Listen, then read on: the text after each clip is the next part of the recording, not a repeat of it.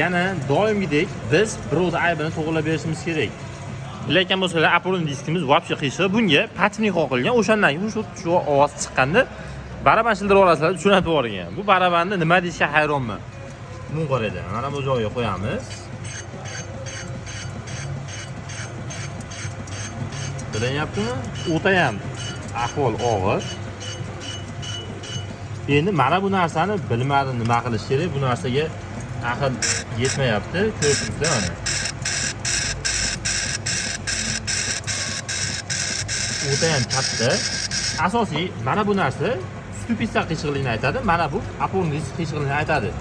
Mana buni to'g'rilagan taqdirimizda ham, lekin mana bu qiyshiqlik yo'qolmaydi. Sizlardan iltimos, nima qilish kerak? Hozir misol uchun kimda aytishim mumkin, qaytarib berib yubor egasiga. Ustaga olib borsin, qizib kelsin deyish mumkin, to'g'ri, u gap ham, lekin bu yerda ustani aybini ochishmas. Nima qilishga hayronman. Hozir buni egasiga aytadigan bo'lsam, borib egasi usta bilan urush kerak yo janjal, ustaga ziyon, hozir to'g'rilab beradigan bo'lsam, ustaning aybini yopib beraman.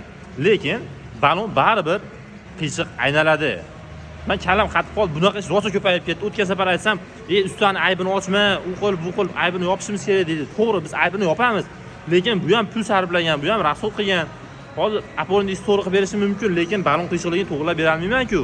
Agar uni to'g'rilashim uchun poni patchnikni olib, Apollon disk undan tashqari stupidani yangi qo'yishim kerak, patchnikni yangi qo'yib bitirib berishim kerak.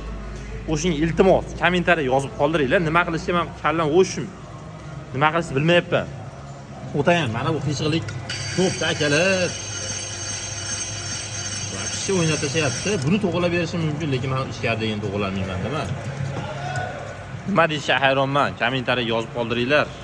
Zerikdim to'g'risi, bunaqa ayblarni yopaverib. Bu aybni ochish deyladimi, yopish deyladimi bilmadim. Kommentariy o'zlarining fikrlarini yozib qoldiringlar.